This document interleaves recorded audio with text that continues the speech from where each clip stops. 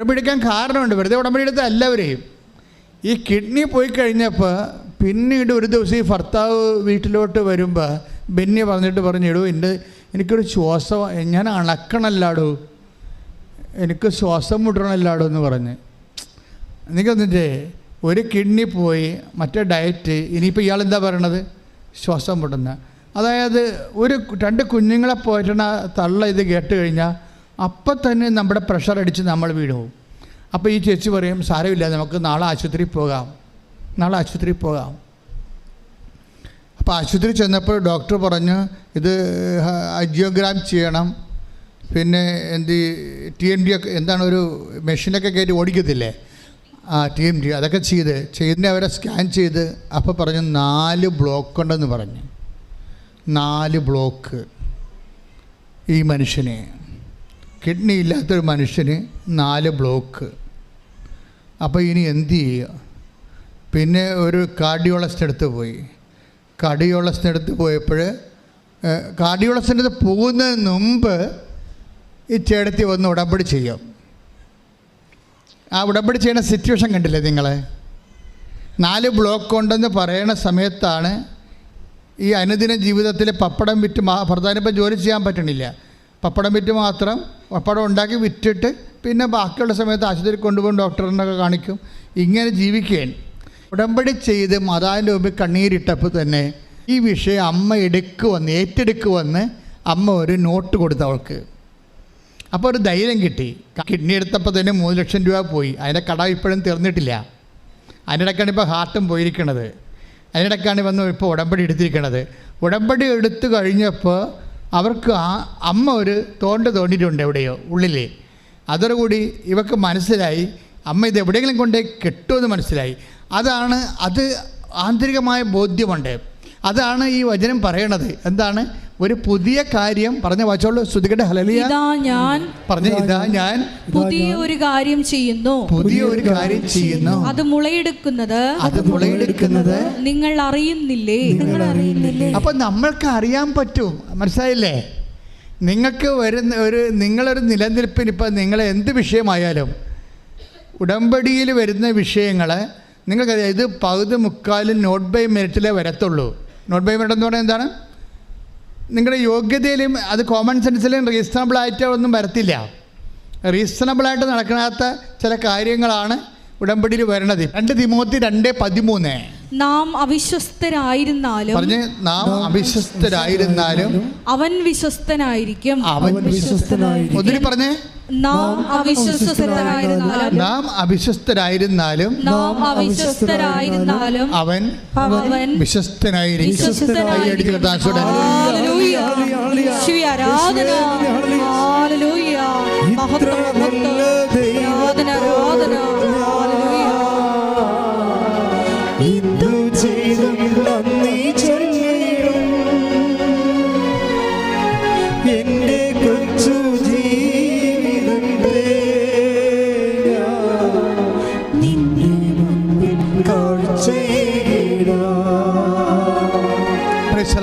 അപ്പം നമ്മൾക്ക് ഇങ്ങനെ ഏകപക്ഷീയമായിട്ട് വിഡ്രോ ചെയ്യാൻ പറ്റത്തില്ല. ഏകപക്ഷീയമായി നമ്മൾ വിഡ്രോ ചെയ്താലും ഉടമ്പടി നിലവിലുണ്ടാകും അവിടെ. അതെപ്പോഴും നമ്മൾ ശ്രദ്ധിക്കണം. കാര്യം എന്താണ്? അത് 2 തിമോത്തി 2:13. നമ്മൾ അവിശ്വസ്തരായിരുന്നാലും അവൻ വിശ്വസ്തനായിരിക്കും. അപ്പം ഈ പ്രാർത്ഥിക്കാത്തവരെ ഭ്രാന്തി പിടിപ്പിക്കാൻ പറ്റും നമുക്ക്. ഉടമ്പടിയിലുള്ള ഞങ്ങൾ എന്തുകൊണ്ടാണ് ഉടമ്പടിയിൽ നിങ്ങളെ പ്രെയർ ലൈഫ് കണ്ടിന്യൂ ചെയ്യാൻ പറയണത്? നിങ്ങൾ പ്രെയർ ലൈഫിലല്ലെങ്കിൽ നിങ്ങൾ സാധാരണ സെക്കുലർ പേഴ്സണാണ്. സെക്കുലർ പേഴ്സണെ ഭ്രാന്തി പിടിപ്പിക്കാൻ പറ്റും. ആരെങ്കിലുമൊക്കെ എന്തെങ്കിലുമൊക്കെ സ്ക്രൂ ചെയ്താൽ മതി. ഉടമ്പടി ഇരുന്നതിന് ശേഷം നമ്മളിങ്ങനെ പഴയ ഉടമ്പടി എടുക്കാത്തതായിട്ടുള്ള രീതി ജീവിച്ചിട്ട് നാട്ടുകാർ പറയണ കേട്ടിട്ട് നമ്മൾ ചാഞ്ചലചിത്തരായി കഴിഞ്ഞാൽ ഉണ്ടാകുന്ന പ്രശ്നം ഈ അവിശ്വസ്തത നമ്മുടെ ഭാഗത്തു നിന്ന് ഉണ്ടാകുമല്ലോ. അവിശ്വസ്തത ഉണ്ടായാൽ ബ്രാൻഡഡാണ്. ഇൻഫിഡേലിറ്റി ബ്രാൻഡഡാണ്. അപ്പം നീ നാളെ വിശ്വസിച്ചെന്ന് പറഞ്ഞാലും ദൈവം അംഗീകരിക്കത്തില്ല. ദൈവത്തിൻ്റെ ജോലി ചെയ്ത് മാറ്റി. പക്ഷെ നീ എന്ത് ചെയ്ത്? ബ്രാൻഡഡായി. എന്താണ്? ഇൻഫിഡേലായി, അവിശ്വസ്തതയായി. അവിശ്വസ്തത എന്ന് പറഞ്ഞാൽ അറിയാമല്ലോ, നിത്യത വരെ ബാധിക്കുന്ന ഭയങ്കരമായൊരു ചതിക്കുഴിയാണ്. നിത്യത വരെ ഈ ആത്മാവ് ഇൻഫിഡലാണ്, ബ്രാൻഡഡാണ്. ഇൻഫിഡൽ എന്ന് പറഞ്ഞാൽ അറിയാമല്ലോ, വ്യഭിചാരികൾ എന്നൊക്കെ പറഞ്ഞിട്ട് അവിശ്വസ്തർ, പിന്നെ തീ തടാകം എന്നൊക്കെയാണ് പറയണത്. Take the word of God. ശ്രദ്ധിക്കട്ടെ. Hallelujah hallelujah hallelujah hallelujah hallelujah. യേശുവേ നന്ദി, യേശുവേ സ്തുതി. ഹല്ലേലൂയ ഹല്ലേലൂയ ഹല്ലേലൂയ ഹല്ലേലൂയ ആരാധന. Hallelujah hallelujah hallelujah. ആരാധന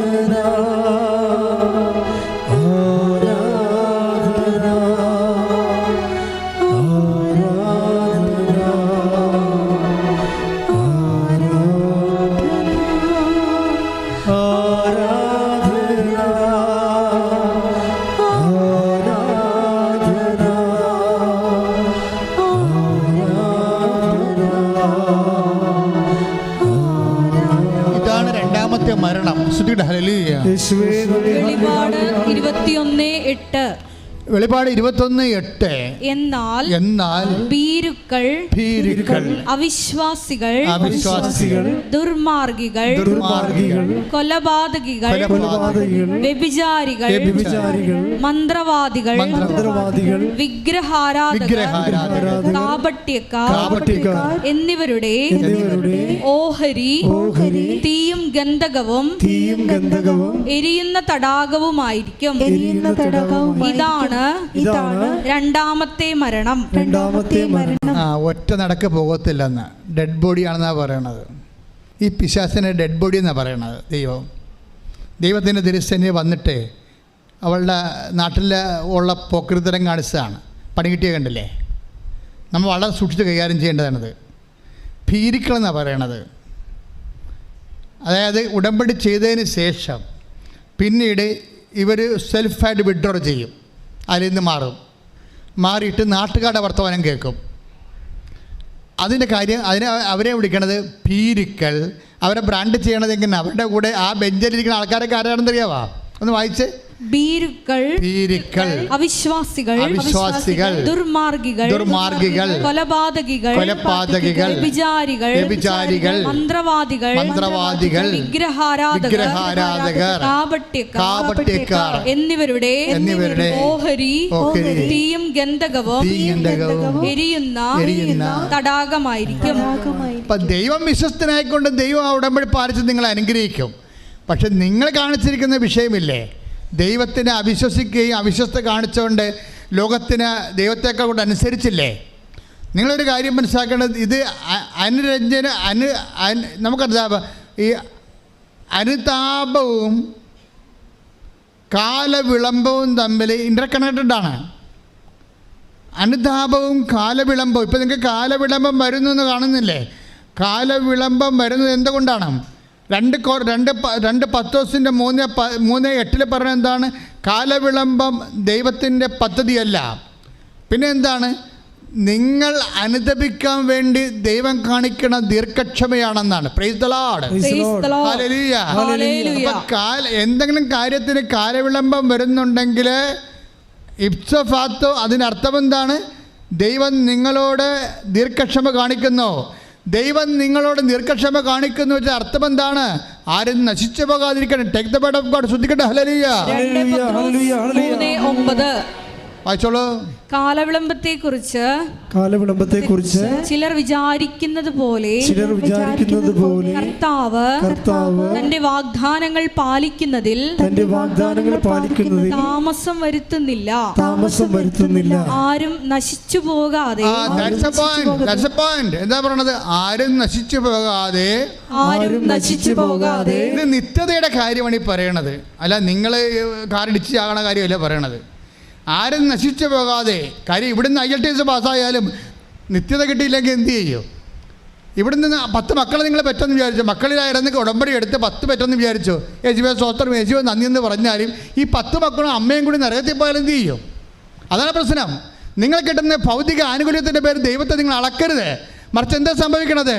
ഇതിൻ്റെ ഉള്ളിൽ ദൈവം ഉദ്ദേശിക്കുന്ന അൾട്ടിമേറ്റ് എയിമുണ്ട്. നിങ്ങൾക്കൊരു നയമുണ്ട്, നിങ്ങൾക്കൊരു ലക്ഷ്യമുണ്ട്.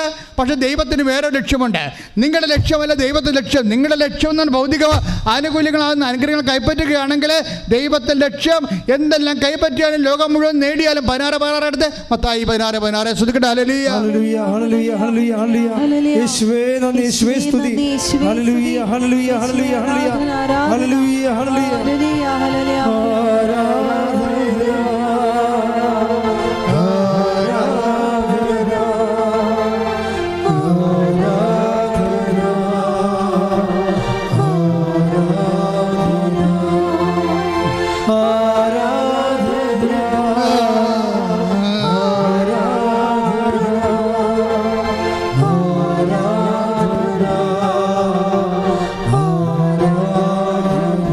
പരമദിവ്യകാരുണ്യത്തിന് ആരാധനയും സ്തുതിയും പുകഴ്ചയും പരിശുദ്ധ പരമദിവ്യകാരുണ്യത്തിന് ആരാധനയും സ്തുതിയും പുകഴ്ചയും പരിശുദ്ധ പരമദിവ്യകാരുണ്യത്തിന് ആരാധനയും സ്തുതിയും പുകഴ്ചയും ലോകം മുഴുവൻ നേടിയാലും. വായിച്ചോളൂ.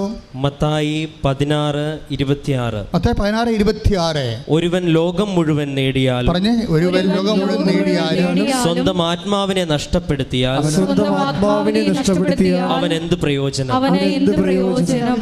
ബൈബിളിൻ്റെ നിലപാട് ഇതാണ്. എന്താ കാര്യം? നിങ്ങൾക്ക് പ്രയോജനമുണ്ടോ ഇല്ലയോ, രണ്ട് തരത്തിലുള്ള പ്രയോജനമാണ് ദൈവം. നിങ്ങൾ അതായത് ഈസ് യൂസ്ഫുൾ ഓർ നോട്ട്. നമ്മൾ പറയും ഇറ്റ് ഈസ് യൂസ്ഫുൾ. നിങ്ങളുടെ സ്ഥലം വിറ്റോ, അപ്പോൾ യൂസ്ഫുള്ളായി. നിങ്ങളുടെ ജപ്തി ഒഴിഞ്ഞു പോയി, യൂസ്ഫുള്ളായി. കാനഡയിൽ PR കിട്ടി, യൂസ്ഫുള്ളായി. നിങ്ങളുടെ മകളെ കല്യാണം കഴിച്ചു, പീസ്ഫുള്ളായി. നിങ്ങൾ വീട് വെച്ചു, അതുപോലെ യൂസ്ഫുള്ളായി. പക്ഷേ ദൈവം പറയും ഇറ്റ് ഈസ് യൂസ്ലെസ് എന്ന് പറയും. ദൈവം എന്താണ്?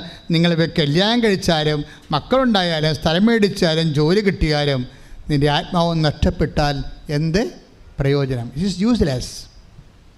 അപ്പം നമ്മൾ യൂസ്ഫുള്ളാണെന്ന് പറയുന്ന കാര്യം ദൈവം യൂസ്ലെസ് എന്ന് പറയും. എന്താ കാര്യം? അതുകൊണ്ട് നിത്യത ഒരു മനുഷ്യൻ്റെ ഉടമ്പടി പാക്കേജിലുള്ള അപ്രഖ്യാപിതമായിട്ടുള്ള ഒരു പദ്ധതിയാണ്. എന്താ കാര്യം? ദൈവം എന്തുകൊണ്ടാണ് കാലവിളംബം വരുത്തുന്നത്? എന്തുകൊണ്ടാണ്? അത് ദൈവം ദീർഘക്ഷമയുള്ളത് കൊണ്ടാണ്. എന്തുകൊണ്ടാണ് ദൈവം ദീർഘക്ഷമയുള്ളത്? കാത്തിരിക്കണം. ദൈവം കാത്തിരിക്കുന്നു. അപ്പം നമുക്ക് താമസിക്കണതല്ല പ്രശ്നം. അല്ല നിങ്ങൾ പറയാം അവിടെ എന്ത് നോൻപാണ് അവർക്ക്, അല്ലെങ്കിൽ അവിടെ ഇപ്പോൾ ഇന്ത്യയും കാനഡയും തമ്മിൽ ഇപ്പോൾ ഡിപ്ലോമസി ഇല്ല, അംബാസഡറിനെ തിരിച്ചു വിളിച്ചു. അതൊക്കെ നിങ്ങൾ പറഞ്ഞ ഭൗതിക കാര്യങ്ങളാണെന്ന്. ദൈവത്തിൽ ഇതൊന്നും പ്രശ്നമല്ല. ഏത് ഡിപ്ലോമസി ഇല്ലെങ്കിലും ദൈവം നിൻ്റെ ചീട്ടെടുത്താണ് ഉള്ളത്. അത് ഗവൺമെൻറ്റുകൾക്ക് അതീതമാണ് ദൈവത്തിൻ്റെ പ്രവർത്തനങ്ങൾ. പക്ഷേ നിങ്ങൾ പറയുന്ന കാര്യങ്ങൾ ദൈവം എന്തുകൊണ്ട് കാലവിളംബം വരുത്തുന്നു വെച്ച് കഴിഞ്ഞാൽ ദൈവത്തിന് ഒറ്റ കാര്യമേ ഉള്ളൂ. എന്താണ്? ആരും ഇതെല്ലാം നേടിയിട്ടും ആരും നശിച്ചു പോകരുത്. നിത്യതയിൽ ദൈവത്തിൻ്റെ കൂടെ ഉണ്ടാകണം. അതുകൊണ്ട് എന്ത് ചെയ്യും? അവിടെ നിന്ന് ദീർഘക്ഷമ വരുത്തും. എന്നുവെച്ചാൽ ക്ഷമ തന്നെ ദീർഘക്ഷമ. ക്ഷമിച്ചുകൊണ്ടങ്ങനെ ഇരിക്കും. ക്ഷമ 1-ാം ഘട്ടം, ക്ഷമ 2-ാം ഘട്ടം, ക്ഷമ 3-ാം ഘട്ടം, ക്ഷമ 4-ാം ഘട്ടം, ക്ഷമ 5-ാം ഘട്ടം. എന്തിനാണ് ക്ഷമിക്കണത്? നിങ്ങളുടെ തിന്മയിൽ നിങ്ങൾ മാറാൻ വേണ്ടിയാണ് ക്ഷമിക്കണത്. മനസ്സിലായില്ലേ? ദീർഘക്ഷമയുടെ ഉദ്ദേശം എന്തിനാണ്? Read it again. ശ്രദ്ധിക്കട്ടെ. Hallelujah, hallelujah, hallelujah, hallelujah. 2 പത്രോസ് 3:9. 2 പത്രോസ് 3:9. ആരും നശിച്ചു പോകാതെ, പറഞ്ഞോളൂ, ആരും നശിച്ചു പോകാതെ എല്ലാവരും അനുതപിക്കണമെന്ന് അവിടുന്ന് ആഗ്രഹിക്കുന്നത് കൊണ്ട് നിങ്ങളോട് ദീർഘക്ഷമ കാണിക്കുന്നുവെന്നേയുള്ളൂ. ദൈവം നമ്മളോട് കാണിക്കുന്ന ദീർഘക്ഷമയാണ് ഈ കാലം ഇങ്ങനെ ദീർഘിച്ചുകൊണ്ട് പോണത്. നിങ്ങൾക്ക് എന്തെങ്കിലും ഇടിവിക്കാൻ താമസിച്ചു, രോഗം സൗഖ്യമാകാൻ താമസിച്ചു, കുഞ്ഞ് ഉണ്ടാകാൻ താമസിച്ചു എന്ന് വെച്ചാൽ അത് ടെക്നിക്കൽ പ്രോബ്ലം അല്ല, മറിച്ച് സ്പിരിച്വൽ പ്രോബ്ലമാണ്. എന്താണ്? ദൈവം ദീർഘക്ഷമ കാണിക്കുന്നു. എന്തിനാണ് ദീർഘക്ഷമ കാണിക്കണത്? ആരും നശിച്ചു പോകാതെ നിങ്ങളെ അനുദപിക്കണമെന്നാണ് ദൈവം ആഗ്രഹിക്കണത്. അനുദപിക്കുന്നതിന് വേണ്ടി ദൈവം കാത്തിരിക്കുകയാണ്. അപ്പോൾ ഉടമ്പടിയുടെ മെയിൻ സംഭവങ്ങൾ നിങ്ങൾക്കറിയാമല്ലോ. 2015 അമ്മ ഉടമ്പടി തരുമ്പോൾ ഫസ്റ്റ് വേർഡ് എന്താണെന്ന് അറിയാമോ? അനുസരിച്ചാൽ അവർ അനുഗ്രഹം, ഐശ്വര്യം പ്രാപിക്കും. ഐശയ്യാ 1:19. ശ്രുതികട ഹല്ലേലൂയ. ഹല്ലേലൂയ ഹല്ലേലൂയ യെശയ്യാ 1:19. ഐശയ്യാ 1:19. അനുസരിക്കാൻ സന്നദ്ധരെങ്കിൽ നിങ്ങൾ ഐശ്വര്യം ആസ്വദിക്കും. അപ്പോൾ അനുസരണം എന്നാ വിളിക്കണത്. അനുതാപത്തിന് വിളിക്കണ പേര് അനുതാപം എന്നല്ല, എന്താ ഒബീഡിയൻസ് എന്നാ വിളിക്കണത്. ഫെയ്ത്ത് എന്ന് വെച്ചാൽ നമ്മൾ ഫെയ്ത്തിൻ്റെ കണ്ടൻറ്റ് വൈസിൽ ശരിക്കും പറഞ്ഞാൽ ഉള്ളത് ഒബീഡിയൻസാണ്. ഫെയ്ത്തിന് അനുസരണം എന്നാണ് വിളിക്കണത് ബൈബിള്. കണ്ടൻറ്റ് വൈസ് അതാണ്. അപ്പോഴേ ഫെയ്ത്തിൻ്റെ കണ്ടൻറ്റ് വൈസിൽ ഒരു മനുഷ്യൻ കാണപ്പെടാത്ത ലഭിക്കുമോ എന്നുള്ള പ്രത്യാശയേക്കാൾ ഉപരി ദൈവത്തിൻ്റെ വചനത്തെ അനുസരിക്കുന്നതാണ് ഫെയ്ത്ത്. വിശ്വാസം എന്താണെന്ന് ചോദിച്ചാൽ വിശ്വാസം വചനത്തിലാണ്. പക്ഷേ വചനത്തിലുള്ള എന്ത് വിശ്വാസമാണ് ഉള്ളതെന്ന് വെച്ച് കഴിഞ്ഞാൽ വചനത്തെ അനുസരിക്കുന്ന വിശ്വാസമാണ്. Faith is obedience. അതുകൊണ്ടാണ് വിശ്വാസം എന്ന് പറയുന്നത് എന്താണ്? അനുസരണമാണ്. അല്ല നിങ്ങൾ വിശ്വസിക്കുന്നു എന്ന് പറയുകയും അത് ലിപ് സർവീസായിട്ട് മാറുകയും ജീവിതത്തിൽ ദൈവത്തിൻ്റെ വചനത്തിൽ സ്ഥാനമില്ലാതിരിക്കുകയും ദൈവത്തിൻ്റെ വചനത്തെ പാലിക്കാതിരിക്കുകയും ചെയ്യുമ്പോൾ നിങ്ങൾ അവിശ്വാസികളായിട്ടാണ് തുടരുന്നത്. അവിശ്വാസികളോട് ദൈവം ദീർഘക്ഷമ കാണിച്ചുകൊണ്ടിരിക്കും. എന്തിനാണ്? ദൈവം നിങ്ങൾ നശിച്ചു പോകാതെ ദൈവവചനം അനുസ്മരിച്ചുകൊണ്ട് സ്നേഹത്തിൽ പുതിയതായി മാറാൻ വേണ്ടി നിങ്ങൾ എല്ലാ മേഖലകളിലും അനുതാപത്തിൻ്റെ ഒരു കാത്തിരിപ്പ് ദൈവം നടത്തുകയാണ്. അപ്പോൾ താമസിക്കുന്നുണ്ടെങ്കിൽ അതിൻ്റെ അർത്ഥം ദൈവം കാത്തിരിക്കുന്നുവെന്നുള്ളതാണ്. ദൈവം കാത്തിരിക്കുന്നുവെങ്കിൽ നിങ്ങൾ അനുസരിക്കാൻ കാത്തിരിക്കുന്നു എന്നാണ് എൻ്റെ അർത്ഥം.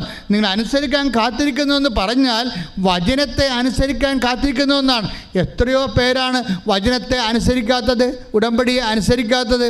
എല്ലാവരും വിചാരിച്ചിരിക്കണം ആ പ്രത്യക്ഷീകരണ പ്രാർത്ഥന 5:30 മണിക്ക് എഴുന്നേറ്റ് ചെല്ലുമ്പോൾ എല്ലാം ആയെന്നാണ്. ഉടമ്പടി അതിൻ്റെ ഒരു 30% ആകുന്നുള്ളൂ.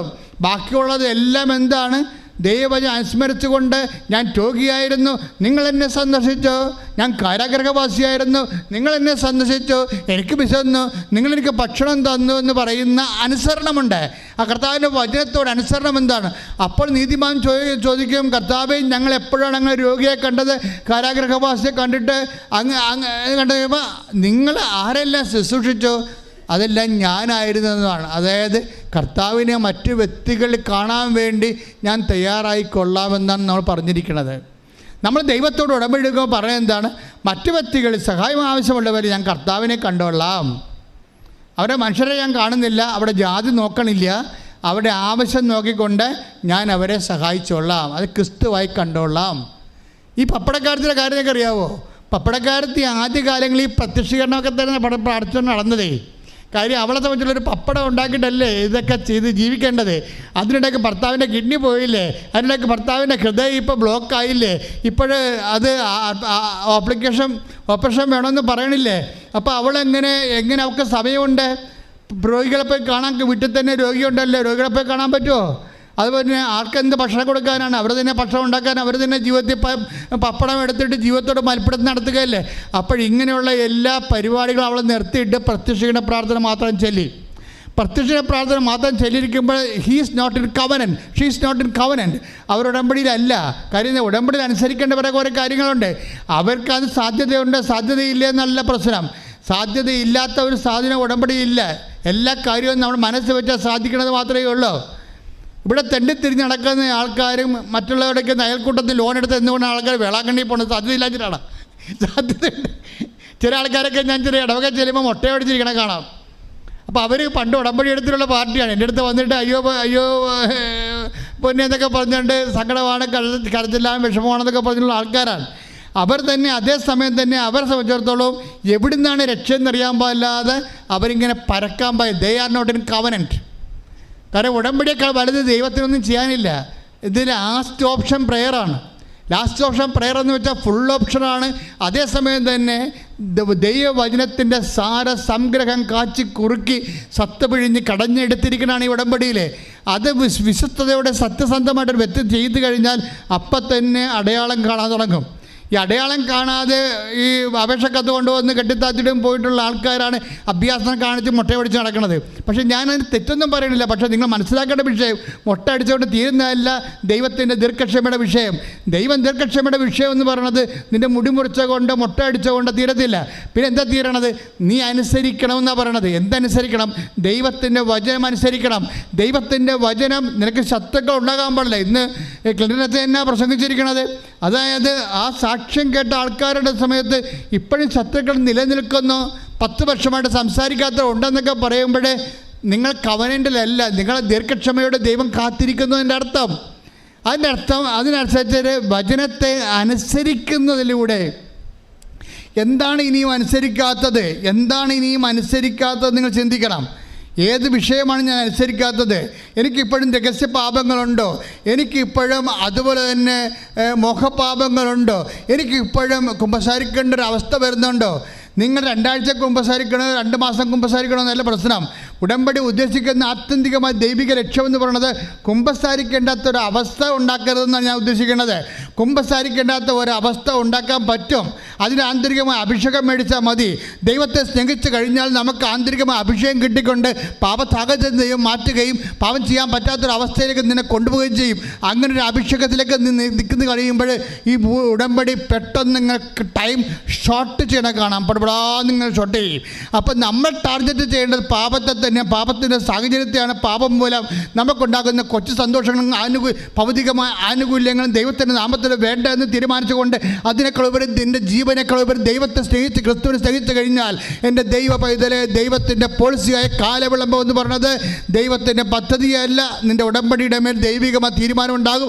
അത് നീ വിചാരിക്കണമോ മാത്രമല്ല, നീ വിചാരിക്കാത്ത കാര്യങ്ങളെ കൂടി കർത്താവിന് തിരുസ്ഥ നിനക്ക് നന്മയാണെന്ന് തോന്നുന്ന കാര്യങ്ങളുടെ മേൽ ദൈവിക തീരുമാനം ഉണ്ടാക്കാൻ വേണ്ടി അഭിഷേകത്തിനായി പ്രാർത്ഥിക്കട്ടെ. ശ്രദ്ധിക്കട്ടെ. ഹല്ലേലൂയ, ഹല്ലേലൂയ, ഹല്ലേലൂയ, യേശുവേ ആരാധന, ഹല്ലേലൂയ, മഹത്വം, മഹത്വം, ആരാധന, ആരാധന.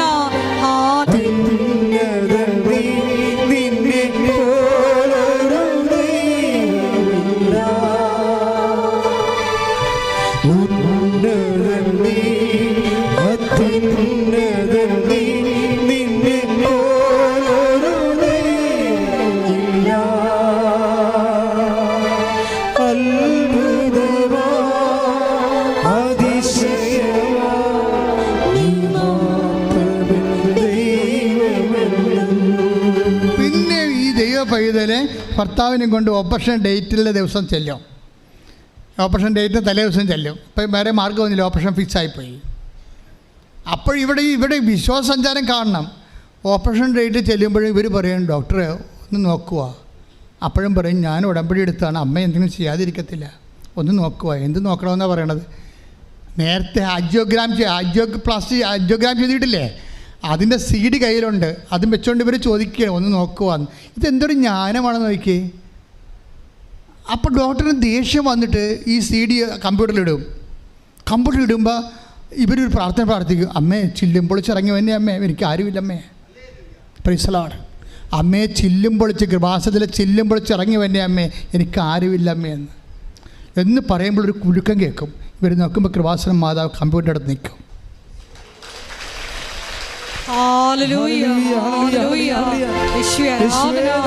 സഞ്ചരിച്ചെത്തി ഞങ്ങളുടെ കൂടെ, ഞങ്ങളുടെ നൊമ്പരങ്ങളിൽ കൂടെ സഞ്ചരിക്കുന്ന അമ്മയുടെ സാന്നിധ്യത്തിന് നന്ദി പറയുന്നു. ഹല്ലേലൂയ.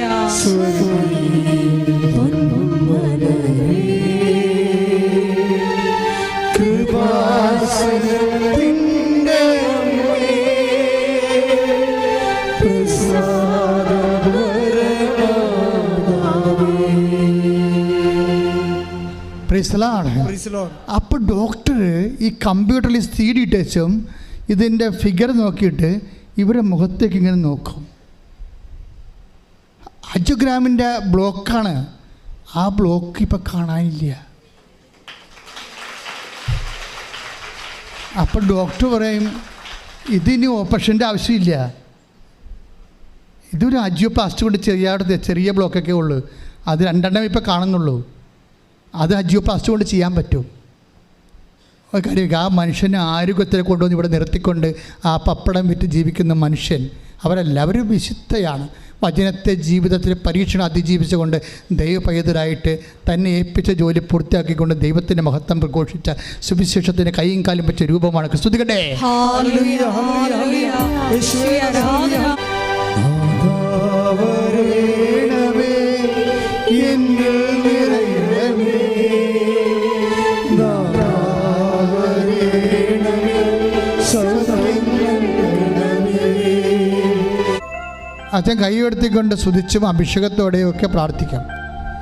വിഷയങ്ങളെ അഡ്രസ്സ് ചെയ്തുകൊണ്ട് പ്രാർത്ഥിക്കാം. അപ്പോഴെല്ലാം കർത്താവിൻ്റെ വിശുദ്ധ രക്തം നമ്മളെ തളിക്കപ്പെടുകയും അടിപ്പട പോലെ വൈദാഖാമ ദൈവികമായ ശക്തി നിങ്ങൾക്ക് ആവശ്യിക്കുകയും ചെയ്യുന്ന സ്വർഗീയ നിമിഷങ്ങളിൽ എല്ലാ നടുവേദനകളും അതുപോലെ തന്നെ രോഗകാരണങ്ങളും രോഗത്തിൻ്റെ മൂലകാരണങ്ങളും ജീവിതത്തിൻ്റെ ഭാരങ്ങളും വിട്ടുമാറുകയും നിങ്ങൾക്ക് ആന്തരികമായ സ്ഥിരമുള്ള ഉത്സാഹത്തിൻ്റെ സൗഖ്യം ലഭിക്കുകയും ചെയ്യുന്ന സമയമാണത്. അപ്പോൾ സന്തോഷത്തോടെയാണ് സ്തുതികൾ അസുഖം അർപ്പിച്ചുകൊണ്ട് ഭാഷാപരം അറിയുന്നവർ ഭാഷാപരത്തെ പ്രാർത്ഥിക്കണം. കർത്താവേ, നിൻ്റെ ഉന്നതമായ നാമത്തിന് ഞാൻ സ്വസ്ഥം ചെയ്യുന്നു.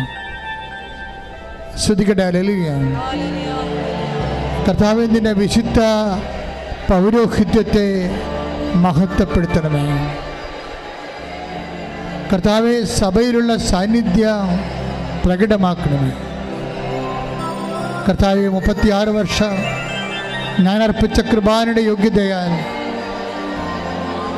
നിന്റെ തിരുമുറിവാർന്ന വലതുകരം അങ്ങയുടെ മക്കളുടെ മേൽ വെക്കണമെന്ന് പ്രാർത്ഥിക്കുന്നു. എൻ്റെ കർത്താവിൻ്റെ ഉന്നതമായ നാമത്തിൽ സഭയുടെ അധികാരത്തിന്, കുരിശിൻ്റെ അടയാളത്തിന്, ദൈവത്തിൻ്റെ ശക്തിയാൽ കർത്താവേ, നിൻ്റെ കുരിശിൽ നിന്നുള്ള ഒഴുകുന്ന കർത്താവേ രക്തമഴ എല്ലാ മക്കളുടേക്കും പൊടിഞ്ഞു വീഴട്ടെ. കർത്താവേ, മസിൽ വേദനയുള്ളവരെ, പിസ്റ്റുല രോഗികൾ, അർശസ് രോഗികൾ, നെഞ്ചിന് കെട്ടുള്ളവർ, ഹൃദയത്തിന് ബ്ലോക്കുള്ളവർ, കരൾ രോഗികൾ, മൂത്രാശയ രോഗികൾ, ഗർഭാശയ രോഗികൾ, ഗർഭാശയസ്തുള്ളവർ, മൂത്രത്തിൽ കള്ളുള്ളവർ, കിഡ്നി കല്ലുള്ളവർ, നടുവേദനക്കാർ, നടുവ് തിരിഞ്ഞിരിക്കുന്നവർ, സ്പോണ്ടിലോസിസ് രോഗികൾ, ശിരസ് രോഗികൾ, മുട്ടി കൊഴിയുന്നവർ, കണ്ണ് കാഴ്ച കുറവുള്ളവർ, ചെവിക്കരവുള്ളവർ, ചിസ്റ്റുള്ളവർ, തൊണ്ടവേദനക്കാർ, തൈറോയ്ഡ് രോഗികൾ, ത്വക്ക് രോഗികൾ, കർത്താവേ, നിന്റെ വിശുദ്ധമായ രക്തത്താൽ ഉച്ച മുതൽ കർത്താവെ ഒഴുക്കണമേ. കർത്താവേ, നിന്റെ വിശുദ്ധമായ രക്തത്താൽ ഒഴുക്കണമേ. കർത്താവേ, എല്ലാ രോഗങ്ങൾ, മാർഗരോഗങ്ങൾ, തീരാവേദികൾ, ജീവ ദുരിതങ്ങൾ, ഈശോ, മക്കളില്ലാത്തവര്, കർത്താവേ, വീറ്റങ്ങൾ ഉത്പാദിപ്പിക്കപ്പെടാത്തവര്, അണ്ട ഉത്പാദിപ്പിക്കപ്പെടാത്തവര് ഒക്കെ സ്പർശിക്കണമേ. കർത്താവേ, അടിപ്പഴ പോലെ വൈദാഘാനം പോലെ ദൈവികമായ ശക്തി അങ്ങനെ മക്കളിലേക്ക് ഒഴുകട്ടെ. ഈശോ ഒഴുകട്ടെ. കർത്താവേ, എല്ലാ തരത്തിലും കുഞ്ഞുങ്ങളില്ലാത്തവര്, ഗർഭത്തെ ശുദ്ധിക്കൾക്ക് രോഗമുള്ളവര്, ഗർഭിണികൾ കർത്താവേ, ഫുഡ് കുറവുള്ളവര്, കർത്താവേ, കുഞ്ഞിന് തൂക്കമില്ലാത്തവര്, ഈശോ, ക്ഷയരോഗികള്, പിസ്റ്റുല രോഗികള്, കർത്താവേ, HIV രോഗികള്, ക്യാൻസർ രോഗികള്, കർത്താവെ സ്പർശിക്കണമേ. കർത്താവെ സ്പർശിക്കണമേ. തൊണ്ടയിൽ ക്യാൻസർ ഉള്ളവര്, ബ്രസ്റ്റിന് ക്യാൻസർ ഉള്ളവര്, യേശുവിന്റെ ഉന്നതമായ നാമത്തില് മാർഗരോഗങ്ങള്, യേശു ഉന്നതമായ നാമത്തില് തീരാവേദികള് മാറിപ്പോകട്ടെ. ശ്രുതിക്കട്ടെ. എല്ലാ രോഗങ്ങളും സുഖപ്പെട്ടുകൊണ്ട് യേശു നാമം മഹത്വപ്പെടുവാൻ ഈ ആരാധനയിലൂടെ കൃപയാകണമേ. മഹത്വം ആരാധന.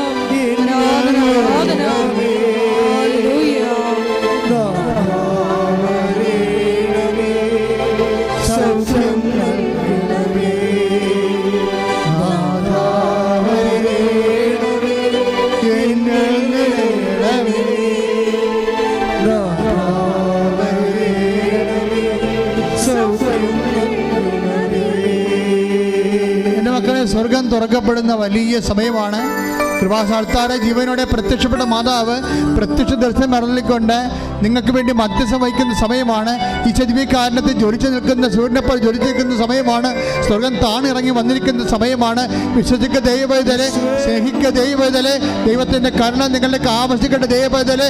മക്കളില്ലാത്തവര്, ജോലിയില്ലാത്തവര്, വിദ്യുത് സഞ്ചാരികളുള്ളവർ, ജയിലിൽ കിടക്കുന്നവര്, കർത്താവ് കേസുകളിൽ അകപ്പെട്ടിരിക്കുന്നവർ, അതിന് തർക്കമുള്ളവർ, വഴിയില്ലാത്തവർ, വീടില്ലാത്തവർ, വെളിച്ചമില്ലാത്തവർ, സമാധാനമില്ലാത്തവർ, ഇന്റർവ്യൂ കഴിഞ്ഞവർ, ജോലി ഇല്ലാത്തവർ, ജോലി നഷ്ടപ്പെട്ടവർ, വിദേശ രാജ്യങ്ങളിൽ ജോലി നഷ്ടപ്പെട്ടവർ, പണം അയച്ചു കൊടുത്തവരെ നിലനിർത്തിക്കൊണ്ടിരിക്കുന്നവർ, വ്യത്യസ്തമായ ഇന്റർവ്യൂ അറ്റൻഡ് ചെയ്യാൻ പോകുന്നവർ, പരീക്ഷ എഴുതാൻ പോകുന്നവർ, പരീക്ഷ റിസൾട്ട് പ്രതീക്ഷിക്കുന്നവർ, വിദേശത്ത് പോകാൻ പോകുന്നവർ, തിരിച്ചു വരാൻ പോകുന്നവർ, എല്ലാ മേഖലകളിലും കർത്താവേ ജപ്തി നടപടിയുള്ളവർ, നേടുന്ന സ്ഥലം വിൽക്കാനുള്ളവർ, സ്ഥലം വാങ്ങാനുള്ളവർ, യേശു ജീവിക്കാൻ വീടോ സ്ഥലമോ ഇല്ലാത്തവർ, വിവാഹം നടച്ച് ഒത്തുവരാതെ സമാധാനമില്ലാത്തവർ, കുടുംബത്തിൻ്റെ എല്ലാ തകർച്ചകളും തകരാറുകളും യേശു ക്രിസ്തു അനുന്നതമായ നാമത്തിൽ മാറിപ്പോകട്ടെ. ഹല്ലേലൂയ, ഹല്ലേലൂയ. യേശുവേ ആരാധന. യേശു എല്ലാ ദുരിതങ്ങളെയും ഏറ്റെടുക്കണമേ എന്ന് പ്രാർത്ഥിക്കുന്നു. എല്ലാ മക്കളെയും സാക്ഷികളാക്കി ഉയർത്തണമേ എന്ന് പ്രാർത്ഥിക്കുന്നു.